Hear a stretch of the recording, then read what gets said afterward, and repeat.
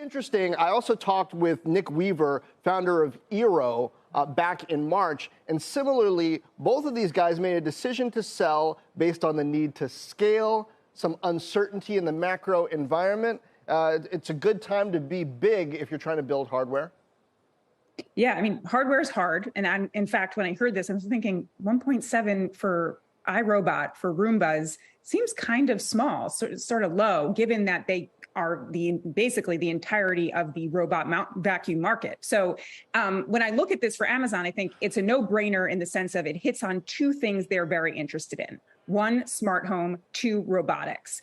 We saw this, I reviewed the Amazon Astro robot a couple of months ago. This robot isn't yet out for everyone to buy, but it was a test for Amazon and a clear indication that the company wants to get into home robotics.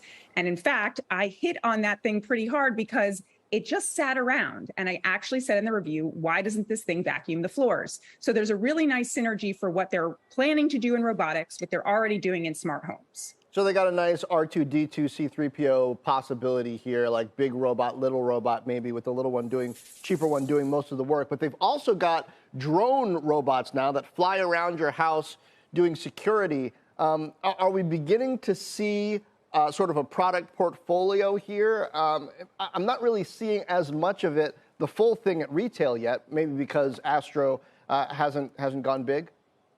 Yeah, and I think you hit on something really great, and you had that clip before of the Ring CEO. I mean, really looking at what they're doing, they have these independent silos that hit on the smart home, and the goal is for that to all work with Alexa.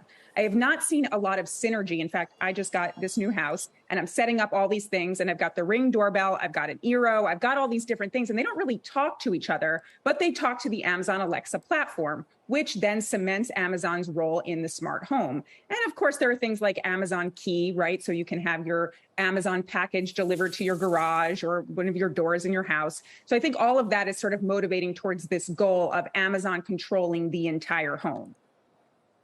That's interesting, and congratulations, by the way, Joanna. But I do wonder, given what Logitech and Best Buy and a lot of the home goods stores have said, consumers are already done spending on their home. They're filled with that. Now it's about going places. How does that fit in that macro environment? I have been having the same thought, especially as I'm sort of buying some of these things and see tons of supply issues, right? I'm having a really hard time right now buying smart locks, certain types of categories, not only seeing the slowdown from the fact that people are now spending more on travel and getting out of the house, but also the fact that they can't keep up with some of the demand because the supply is back. So yeah, I think the thought about the Roomba, I really think iRobot Roomba is a long play for Amazon as they get into the robotics. I mean, thinking about these previous hires, not only have they gotten that past IP from the companies, but again, they get the tech, they get the acqui-hires here. And iRobot Roomba's been doing this for years. I mean, they were this player before there was even a term smart home. Joanna, you test this stuff out. iRobot's latest products, particularly Roomba, are they any good? Are they getting better? Is it going to be something where Amazon should leave them alone, or do they need some help?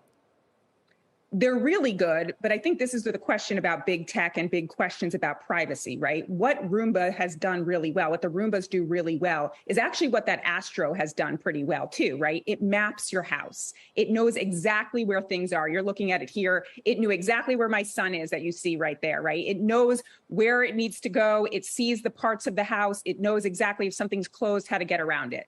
Now, do you want all that data in the hands of Amazon, right? That's going to be the big question for people, for new buyers. It's going to be the question for regulation. But in terms of the tech there, melding those two, right? What Amazon's already been working on in its robotics lab and what Roomba's had, and with many years of robotics, I think that's a pretty killer combination.